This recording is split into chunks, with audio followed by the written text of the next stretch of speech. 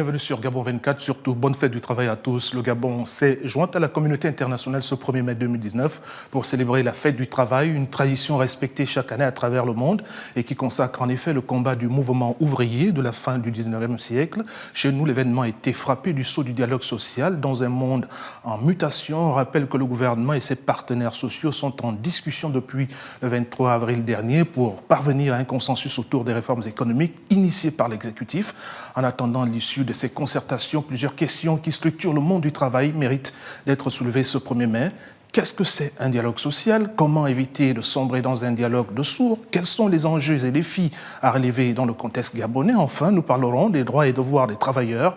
Mes invités sont Jocelyn Louis Ngoma, secrétaire général adjoint de la Confédération syndicale gabonaise, la COSIGA. Monsieur Ngoma, bonsoir. Bonsoir.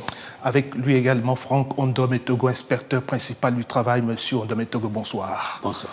Mais d'abord, retour sur l'ambiance de la fête du travail sur le boulevard Triomphal à Libreville avant de retrouver nos invités. Suivez ce reportage. Le dialogue social dans un monde en pleine mutation, c'est le thème retenu au Gabon dans le cadre de la célébration de la Journée internationale du travail. 24 heures pour le travailleur d'exprimer sa joie d'une part par rapport à la récompense due au service rendu, d'autre part son mécontentement par rapport au traitement du travailleur tant dans le secteur public que privé. Monsieur le Premier ministre, quand le chômage augmente, quand le pouvoir d'achat s'écroule, quand les inégalités s'accroissent, l'angoisse succède à l'espoir et précède l'expression du mécontentement. Les salaires des agents de l'État se verront être réduits dans un avenir proche, malgré l'augmentation exponentielle des prix des produits de première nécessité.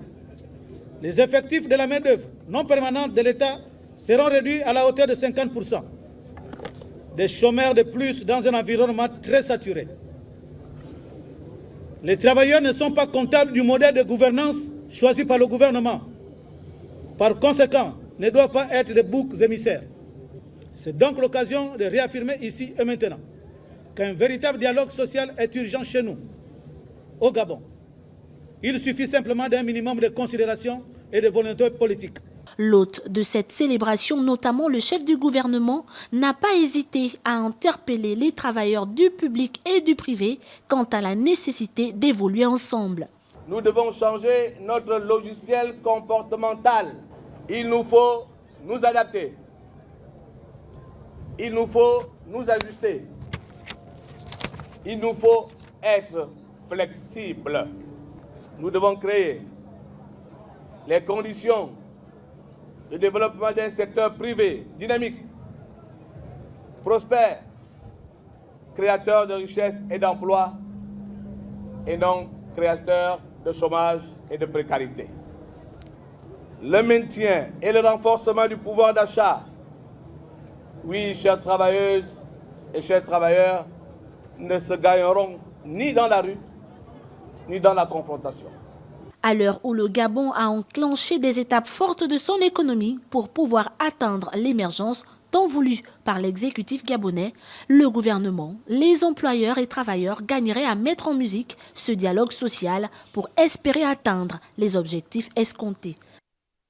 Et pour ouvrir le débat sur ce plateau, la majorité de nos concitoyens ne perçoivent l'existence d'une relation sociale que lorsqu'elle a atteint son paroxysme, à savoir la grève ou la manifestation de rue et qu'ils en subissent alors les désagréments. On commence avec vous, monsieur Ondometogo, inspecteur principal du travail. Qu'est-ce que pour vous le dialogue social? Comment vous le définissez? Alors, merci. C'est pas moi qui détermine la définition du dialogue social. Le dialogue social est défini par le Bureau international du travail sous deux angles. Au niveau des acteurs, mais également au niveau des questions à débattre. Au niveau des acteurs, le dialogue social, c'est une tribune, c'est un cadre d'échange entre le gouvernement, le patronat et les salariés. Ce sont eux les acteurs. Les questions, il ne s'agit pas des questions d'ordre politique, mais il s'agit des questions d'ordre social qui intéressent la société d'une manière générale, mais en priorité les travailleurs. C'est tout cela qui fait le dialogue social que nous devons distinguer du dialogue politique. Voilà, justement, on a entendu le Premier ministre appeler à la mise en place d'un cadre permanent du dialogue inclusif sans tabou. Comment l'interprétez-vous, ce dialogue, Monsieur Ngaba?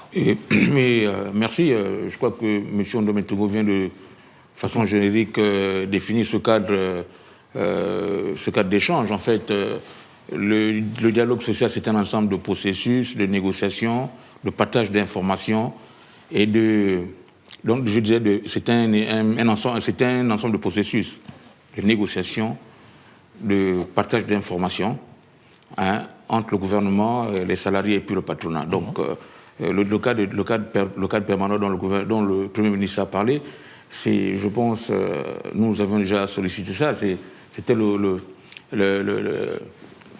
comment on appelait ça là? Le CPCS. Non, c'est pas le CPS, c'est pas le CPS. Le Conseil national du dialogue social. Absolument. Bien, ce Conseil national du dialogue social, il a été acté par nos pairs de la sous-région et que le gouvernement tarde à mettre en place. C'était le cadre idéal justement pour éviter les différents dérapages que l'on voit actuellement. Ce cadre devrait fixer les acteurs qui devaient y prendre part, notamment à partir de l'élection professionnelle, définir les acteurs privilégiés, qui sont réellement représentatifs. Donc définir les critères d'éligibilité pour justement rentrer dans ce Vous venez de mettre le pied à l'étrier, justement. Vous avez parlé du profil des acteurs et bien comprendre qu'il faut des élections professionnelles pour déterminer ces acteurs. Quelles sont donc les conditions à remplir? Est-ce que tout le monde peut s'inviter dans le cadre d'un dialogue social? Quelles sont les conditions à remplir pour se considérer comme organisation syndicale capable de défendre les droits des travailleurs, monsieur? Alors, avant d'arriver aux conditions, je reviens vers la mise en place souhaitée par le Premier ministre d'un cadre de dialogue permanent. En effet, le dialogue n'est pas une activité temporaire. Le dialogue est effectivement permanent. Le dialogue doit se faire à tous les niveaux et à tout moment. Donc, le souhait que le Premier ministre a émis est un souhait qui tire son fondement dans la pratique même du dialogue social, qui doit faire en sorte que le gouvernement sache au quotidien quelles sont les préoccupations, n'est-ce pas, des travailleurs. Pour les conditions, ce n'est pas tout le monde qui est invité au dialogue social. Mais il se trouve que notre pays n'a pas encore structuré, n'est-ce pas, le paysage syndical. Ce qui fait qu'aujourd'hui, nous avons du mal à savoir qui réellement est représentatif. Cette situation va donc amener le gouvernement, tel que l'indiquait le Premier ministre, à souhaiter que ce dialogue social soit un dialogue social sans exclusive, ça veut dire ouvert à tout le monde, pour permettre, n'est-ce pas, de dégager les aspirations de tout un chacun. Mais une fois que le paysage syndical serait aplani, qu'on aurait dégagé déjà la représentativité réelle des uns et des autres, à partir de ce moment, le gouvernement saura lequel des syndicats est représentatif, dont est habilité, n'est-ce pas, à parler au nom des autres, aussi bien au niveau du gouvernement qu'au niveau des entreprises. Donc, pour l'instant, tout le monde devrait être invité à ce dialogue, à condition que les gens ne se trompent pas d'échiquier, que les gens n'aient pas d'agenda caché. Voilà, il faut structurer ce débat, il faut structurer ce dialogue social en perspective, il faut mettre ce cadre permanent en place. Mais avec qui? Est-ce que le nettoyage ne doit pas commencer d'abord au niveau du paysage syndical? Merci, mais moi je pense que c'est une question fondamentale.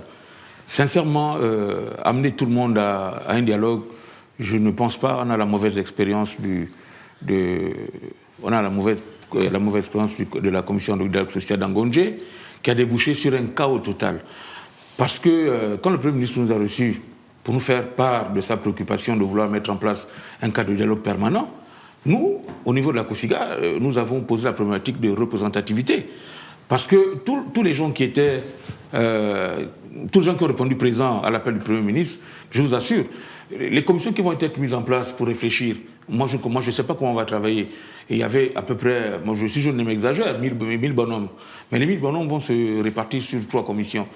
D'après vous, comment on travaille avec une cacophonie pareille? Je ne pense pas. Dans ces conditions, je crois que le gouvernement veut gagner du temps. Et puis, on n'aura pas trouvé de solution. Je ne sais pas, il faut gagner du temps pour aboutir à quel agenda caché, j'en sais rien. Mais si on veut réellement qu'il y ait un dialogue qui soit, comment on appelle ça? Dynamique, porteur. Qui soit dynamique, qui soit efficace. Mais il faut que les interlocuteurs autorisés prennent part à ce dialogue, parce que c'est eux qui ont se porté garant pour garantir la calmie. Parce que les gens qui sont là, les gens qui sont avec nous là, qu'on traîne un peu souvent là, qui ont le syndicat dans le sac avec un cachet, puis voilà, de tendu 3 PD, ils sont garants de rien du tout. Ils vont donner leurs avis. Et en nombre, ils sont souvent plus nombreux. Donc si on part pour une voix, une personne, vous comprendrez que ceux qui sont réellement représentatifs seront noyés dans cet environnement-là. Oui, M. Ngoma, qu'on fasse avec 5 centrales syndicales plus représentatives que d'autres que vous dénoncez, il n'y a qu'un constat se dégage. On a souvent eu des dialogues dans ce pays qui donnent l'impression des missions inachevées. Quels sont les nouveaux enjeux, les nouveaux défis que ce dialogue doit relever selon vous? Le dialogue en préparation. Mais comme je disais, on ne peut pas parler de dialogue si on n'a pas défini tous les éléments qui vont y être mis. Je disais tantôt notamment les acteurs, et puis le cadre institutionnel. Il faut un cadre institutionnel, donc juridique, etc. Dès qu'on a planté le décor, à partir de cet instant, on sait qu'est-ce qu'on va faire dans cet environnement-là. Mais il y a une urgence sur le plan social et économique. Le gouvernement veut acter des réformes économiques. Il faut bien que le gouvernement ait en face de lui des partenaires sociaux qui dialoguent, qui aient un désordre. On peut le comprendre, mais le pays est face à une urgence, M. Onametolo. Alors, je reviens sur qui doit prendre part.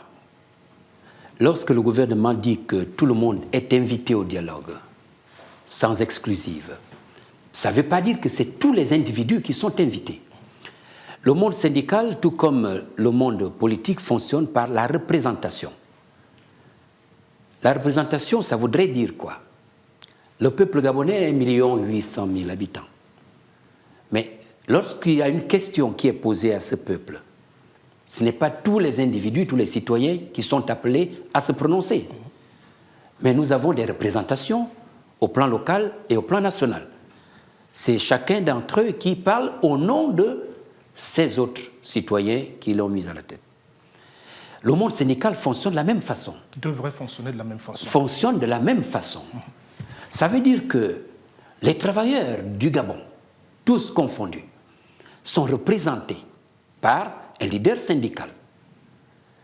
On ne peut pas inviter tous les travailleurs pour venir se prononcer.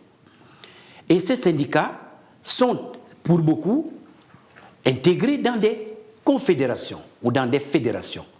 Ça veut dire que le responsable de la fédération, qui est invité au dialogue, parlera au nom de tous les syndicats qui y sont affiliés. Et cela va jusqu'à la centrale syndicale. Il y a donc une représentation. Donc lorsque le Premier ministre dit que tout le monde est invité, ça ne veut pas dire que nous allons avoir une horde de personnes qui viendront chacun pour, n'est-ce pas, assouvir sa soif d'argent ou sa soif d'autre chose. Il s'agit là de se faire représenter pour que la préoccupation du travailleur le plus profond qui se trouve à Mimongo, cette préoccupation puisse être portée au niveau où le dialogue se tient. Donc voilà l'ouverture que le gouvernement fait par rapport à cela. Quant aux enjeux, vous en avez fait état, les réformes, le gouvernement a mis en place des réformes, mais on ne peut pas avancer sans réforme. Et nous savons tous que les réformes font peur. Chacun s'habitue à tout ce qu'il fait au quotidien. Mais lorsqu'on lui dit qu'on va changer, la première réaction, c'est la crainte, et c'est une réaction normale. Ce qui est important, c'est de voir ce que chacun apporte comme contribution pour améliorer ce que le gouvernement a déjà préconisé. C'est le plus important. Si le gouvernement constate que la réforme qu'il a prise ou qu'il a initiée ou qu'il a voulu initier ne recueille pas l'assentiment du grand nombre, eh bien, le gouvernement prend la réaction telle qu'il a fait il n'y a pas longtemps. Oui, et là, on comprend bien que le gouvernement, comme il vient de le dire, veut un débat, un dialogue inclusif, mais ce ne sera pas une foire d'empoigne où on retrouverait un panier à crabe, où on retrouverait monsieur tout le monde. Il s'agit d'avoir des organisations assez représentatives. Or, il se trouve dans notre pays qu'on n'a pas jusqu'à ce jour des élections professionnelles dignes de nom au sein des centrales syndicales. Que se passe-t-il à ce niveau pour que vous ayez la légitimité de vos mandats pour aller discuter des questions d'intérêt national? Bien. Beaucoup de choses ont été dites, oui. Oui, comme M. Ondo Metogo disait que le Premier ministre n'a pas demandé à tout le monde, c'est clair que c'est pas tout le monde qui vient. Mais le nombre de syndicats qu'il y a, mais c'est pas possible. C'est pas possible. C'est déjà un nombre assez impressionnant. Vous avez des grandes nations à plusieurs centaines de millions d'habitants qui ont 4-5 centrales syndicales. Mais ici, c'est pas possible. Et la dernière fois, par exemple, ce que je trouvais un peu déplorable, quand le Premier ministre convoque les organisations syndicales, nous, on s'est retrouvés avec nos organisations de base là-bas. On s'est retrouvés avec nos organisations de base qui sont surpris parce que nous, on vient pour nos organisations syndicales. En réalité, c'est les grands ensembles ce sont les grands ensembles qui sont invités à ce type de débat, puisqu'ensuite, ils vont rendre compte à toutes leurs organisations de base, secteur par secteur. Or là, toutes les organisations sont là-bas. Et moi, c'est ce qui me fait peur, parce qu'on a eu exactement le même cas de figure en Ngondje. Toutes les organisations sont venues, nous sommes partis, chacun allait s'inscrire. Et c'est un peu ça le malheur. Je crois qu'il y a 24 centrales syndicales au Gabon. 17 centrales. C'est énorme. 17 centrales, c'est énorme. Vous voyez, un pays comme l'Afrique du Sud, il y a 4 centrales syndicales. Il y a des pays où il y a même une seule centrale syndicale. Donc déjà, 17 centrales syndicales qui vont se retrouver à ce dialogue inclusif. Ça, c'est les centrales. Mais vous avez des syndicats autonomes qui ne sont donc une centrale syndicale. Il y en a plusieurs comme ça. Quand vous allez rajouter le nombre, on est à peu près, je ne sais pas si c'est une statistique fondée. On a un camarade qui est à la CGCL qui nous a sorti un nombre de 300 organisations professionnelles. 300 organisations professionnelles, c'est-à-dire tout secteur confondu. Vous imaginez si tous les leaders là se retrouvent dans un dialogue inclusif. Je ne pense pas qu'on va tirer... Alors, ce désordre que vous décriez, a-t-il des causes seulement endogènes ou exogènes? Bon, endogène, exogène, le véritable problème au niveau des élections professionnelles, moi, ce qui me concerne, je pense que c'est une volonté politique. C'est-à-dire? Parce qu'en réalité, nous, au niveau du secteur privé, nous faisons déjà des élections professionnelles. Dans ce sens que, dans chaque entreprise du secteur privé, il y a des élections de délégués du personnel tous les 3 ans. Alors, le Code du travail il est assez précis à ce niveau, même s'il y a quelques critères qui sont subjectifs. Parce que le nombre d'élus à une élection peut vous rendre représentatif. Ça dit que c'est un échantillon, je dis n'importe quoi, de 10 millions d'électeurs. Si vous faites 5% de 10 millions, c'est quand même des salariés. Donc il y a des critères comme ça qui s'ajoutent au fur et à mesure. Mais le Code du travail gabonais, il est assez clair. Il donne des critères qui peuvent déjà être appliqués, notamment au niveau du nombre de délégués élus, l'indépendance financière, et la représentativité géographique sur l'ensemble du territoire. Bon, pour ne citer que ces critères-là, on peut se baser déjà sur ces critères pour définir qui est le plus représentatif. Bon.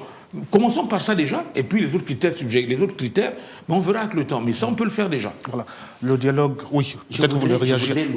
Je voudrais louer la franchise du camarade Ngoma, qui reconnaît effectivement qu'il y a un désordre qui est observé dans notre pays au niveau paysage syndical. Effectivement. Alors, c'est ça le problème, le véritable problème. Il a pris l'exemple de 2014, lorsque nous étions en Ngondje.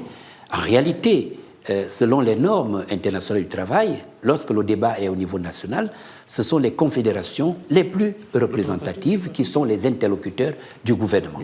Mais nous n'avons pas encore dégagé la représentativité syndicale, ce qui fait qu'obligé, le gouvernement est obligé donc d'inviter toutes les confédérations quand il s'agit, n'est-ce pas, de débattre des questions d'intérêt qui intéressent les travailleurs. Mais à côté, il y a des syndicats autonomes qui ne sont pas affiliés. Justement, c'est gênant qu'une confédération arrive sur une table de négociation et il trouve un syndicat qui, normalement, fait partie de ses composantes. Ce n'est pas du tout normal. Oui, et il évoquait aussi la question des procédures. Comment on fait, peut-être que ça ne prendrait pas trop de temps, comment on fait en résumé pour monter une confédération, un syndicat? Pour nous, les profanes, on est un peu gênés d'entendre des dissonances ce soir. Je suis plus gêné lorsque j'entends certaines organisations se proclamer confédération syndicale. Je suis plus gêné parce qu'en réalité, pour être confédération syndicale, il faut avoir à la base des syndicats d'un secteur donné de branches différentes. Lorsque vous avez déjà ces syndicats à la base et que ces syndicats se regroupent en fédération, vous avez déjà le deuxième niveau. Premier niveau, la base. Deuxième niveau, la fédération. Et lorsque ces fédérations, au minimum deux, acceptent de se fondre pour créer une confédération, c'est à partir de ce moment que vous pouvez prétendre être confédération. Mais il y a des organisations aujourd'hui qui se proclament confédération syndicale, alors qu'en réalité, ce ne sont que de simples unions syndicales. Qu'est-ce qu'une union syndicale? Une union syndicale, c'est un regroupement spontané de syndicats qui décident, n'est-ce pas, de mener un combat, et au moment où le combat s'achève, cette union syndicale se disloque automatiquement. Raison pour laquelle elles ne font pas l'exigence des récépissés. Mais ces unions syndicales aujourd'hui se proclament être confédération syndicale, c'est toute une cacophonie. C'est un fonctionnement informel. Voilà. Donc, il ne faut pas simplement jeter l'anathème sur le gouvernement qui n'a pas le droit de s'ingérer dans le fonctionnement des syndicats. Nous venons de vivre une situation au niveau de la COSIGA. Certainement, vous êtes informé que le doyen africain des syndicalistes, Martin Alini, a décidé de céder le flambeau à la jeunesse.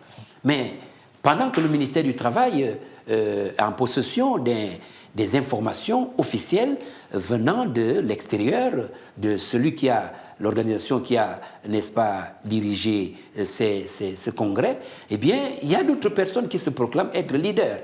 Et voilà, nous nous retrouvons avec une COSIGA à deux têtes. Ça commence comme ça, et puis après, on dira que c'est le ministère du Travail, c'est le gouvernement, alors qu'en réalité, ce sont les syndicalistes eux-mêmes qui compliquent la situation qui est la leur. Alors, on va vers donc, ce dialogue voulu par le gouvernement. Il y a un cadre permanent qui va être mis en place. Est-ce que c'est vraiment des structures assez efficaces, mettre en place un cadre permanent de concertation? Si oui, comment rendre ce cadre permanent plus efficace et surtout lui donner un sens? Mais, monsieur le journaliste, monsieur Ndometogo vient de sortir un problème qui est pertinent.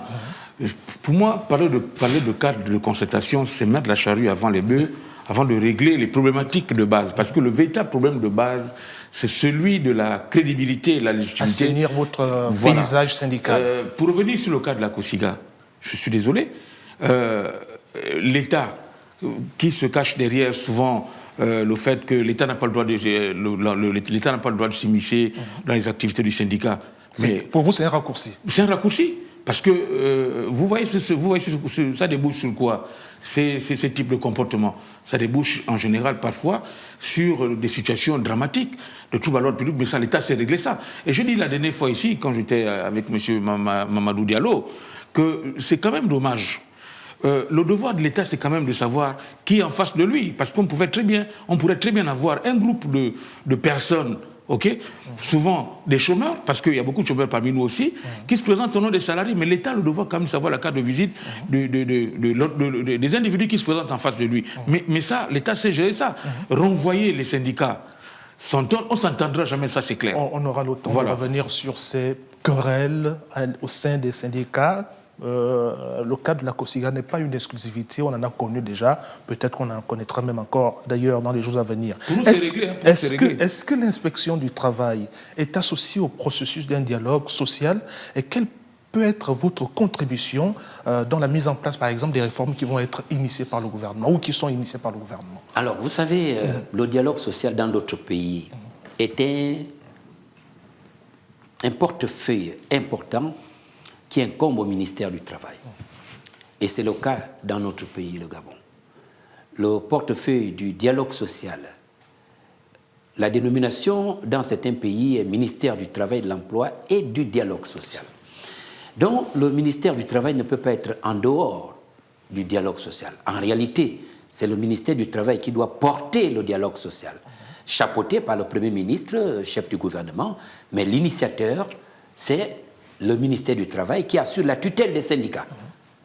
Donc, qu'il s'agisse des inspecteurs qui sont sur le terrain, qu'il s'agisse des inspecteurs qui sont au niveau de la centrale, tous sont impliqués, n'est-ce pas, pour la mise en place du dialogue social. En tant qu'expert. À condition qu'on leur fasse, n'est-ce pas, jouer ce rôle. Beaucoup d'Africains, en particulier les Gabonais, ne connaissent pas leurs droits, ce qui entraîne souvent et toujours des dérives et des abus de la part de certaines personnes véreuses et de beaucoup d'employeurs. On va commencer avec vous sur cette question précise, M. Ngoma. Est-ce qu'il est possible de défendre un salarié non syndiqué? Mais évidemment, parce que dans nos activités, il y a ce qu'on appelle les sympathisants, c'est des salariés à la base. D'ailleurs, quand l'employeur va convoquer un salarié à un entretien préalable ou à un conseil de discipline, on lui demande souvent de se faire accompagner par une personne de son choix dans l'entreprise ou bien le syndicat auquel il est affilié. Donc nous, il n'y a pas de souci. Un membre qui n'est pas affilié, mais on lui dirait quand même qu'il est plus intéressant d'être affilié parce que parfois on peut être amené à solliciter le concours d'avocats pour poursuivre des employeurs, etc. Et ça coûte de l'argent. Mais on défend des travailleurs non syndiqués sans façon. Donc c'est vous qui portez l'affaire devant l'inspection du travail. L'inspecteur du travail, on le sollicite pour faire de la conciliation. Très bien. C'est-à-dire que quand on est au niveau de l'employeur, au niveau de l'entreprise, nous, on a le code du travail. Le code du travail, c'est un ensemble, c'est un corpus juridique qui nous permet de régler les problèmes en entreprise déjà. Donc on a le code du travail, il y a les conventions collectives, le règlement intérieur. Si on ne trouve pas de compromis au niveau de l'employeur, on sollicite l'inspecteur du travail pour essayer de trancher l'affaire, pour trouver un compromis. Si on ne trouve toujours pas de compromis, on va au tribunal du travail. Voilà. Est-ce qu'il y a des démarches en amont qu'il faut entreprendre pour éviter les dérives et les abus dont peut se plaindre un employé? Monsieur... Je reviens d'abord sur le soutien ou la protection que les syndicats porteraient à un travailleur qui n'est pas syndiqué. Je pense que c'est une erreur. C'est une erreur. Parce qu'en réalité, le syndicat est une personne morale qui doit vivre de ses cotisations, les cotisations des travailleurs. Les syndicats devraient inciter les travailleurs à adhérer. Un travailleur qui n'a pas adhéré à un syndicat, en réalité, ne devrait pas bénéficier du soutien de ce syndicat. Cela fait que beaucoup d'entre eux restent bras croisés. Ce n'est que lorsqu'ils sont en difficulté qu'ils se dirigent vers le syndicat. Ce n'est pas normal. Ça amène le syndicat à ne pas vivre. Donc il faut plutôt aller dans la pédagogie, faire en sorte que les travailleurs puissent adhérer au syndicat de telle sorte que lorsqu'il est en difficulté, que le syndicat soit à l'aise pour le défendre. Les démarches, Pour les démarches. Lorsque, par exemple, un employé est victime des abus et des dérives. En tant qu'inspecteur du travail. Oui, j'interroge l'inspecteur du travail. L'inspecteur du travail prête serment devant la cour d'appel judiciaire de travailler en toute âme et conscience et pour protéger les travailleurs, protéger la loi, protéger le droit. Donc, l'inspecteur du travail ne peut pas ne pas accompagner, mais à condition que la loi soit avec toi. Parce que l'inspecteur du travail ne te soutient que si la loi qu'il est censé interpréter le fait. L'inspecteur n'invente pas la loi. Si la loi est pour l'employeur, eh bien, il est tout à fait normal que l'inspecteur soit avec l'employeur et qu'il t'explique les raisons pour lesquelles tu n'as pas raison. Voilà, l'inspecteur n'a pas une position figée. Sa position dépend de l'évolution de la position du droit. Les textes de loi. Alors, là où il y a les droits, il y a aussi les devoirs pour les travailleurs. Quels sont-ils? Les droits. Les devoirs. Les devoirs. Eh bien, on ne peut pas c'est une liste énumérer. Non exhaustive. C'est toute une vie. C'est toute une vie. Voilà. Ben, je dirais de manière lapidaire que le travailleur doit bénéficier de la sécurité sociale. De tout ce dont on parlera, il faut que le travailleur soit immatriculé à la CNSS. Le reste peut suivre. C'est pour ça que les inspecteurs du travail sont très rigoureux quand il s'agit des problèmes de sécurité sociale. Un travailleur qui n'est pas immatriculé, qui ne bénéficie pas de l'assurance, le jour où celui-ci va aller à la retraite, qu'est-ce qu'il va devenir? Il deviendra mendiant. Donc, il y a une panoplie de droits et d'obligations qui vont avec la vie.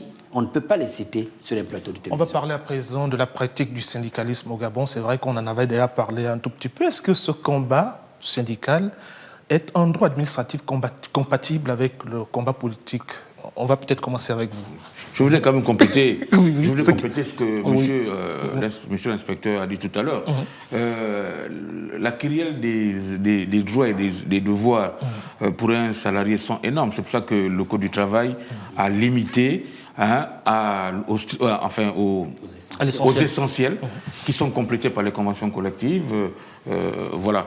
Maintenant, pour parler du combat syndical, est-ce qu'il est compatible avec le combat politique? Parce que de plus en plus, on voit certains leaders syndicaux s'immiscer dans le jeu politique.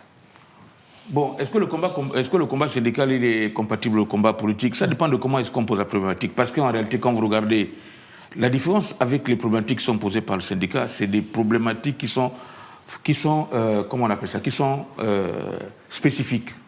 Sur le plan politique, c'est générique. La politique définit la vision, définit une vision dans la cité. Mais les travailleurs, le syndicat se bat pour des choses bien précises. Donc le combat politique, il n'est pas tout à fait compatible. Il peut se rencontrer, c'est-à-dire que les politiques peuvent défendre, les politiques peuvent défendre les intérêts des travailleurs également. Mais les travailleurs ne peuvent pas faire de la politique. Alors, M. Ondome Tego, les leaders syndicaux, pour certains, vous disent qu'ils sont citoyens avant tout et que leurs aspirations politiques comme telles ne doivent pas en souffrir. Votre réaction lorsque vous entendez cela? Il y a un problème de liberté. Dans votre question, il y a un problème de liberté. La liberté du citoyen. Il ne faut pas que le syndicaliste fasse l'amalgame entre ses obligations en tant que syndicaliste et les devoirs en tant que citoyen. C'est ce que malheureusement fait perdre beaucoup d'entre eux. Le syndicaliste est avant tout un citoyen. Et un citoyen a bien, n'est-ce pas, des besoins. Il a des revendications. En tant que citoyen, le syndicaliste peut prétendre se présenter à une élection législative pour être maire. Dès lors que pour tout être ceci député. n'engage pas sa base. C'est tout à fait normal, c'est l'individu. Mais quand il s'agit maintenant de la personne morale qui est le syndicat, qu'il faut distinguer de M. Ondome Tego. À partir de ce moment, il y a une frontière qui est érigée. Cette frontière Est-ce que c'est dit que dans les textes? Est-ce que c'est dit dans les textes? La pratique et déjà les normes internationales du travail interdisent à l'administration de s'ingérer dans des affaires politiques. Il y a déjà une frontière, il y a une barrière. Donc ça fait que lorsqu'il s'agit des questions d'ordre syndical, le syndicaliste ne peut plus agir en tant qu'individu. Il doit agir maintenant au nom des personnes qui l'ont désigné, qui l'ont porté à la tête de ce syndicat. Et à partir de ce moment, les frontières sont largement établies.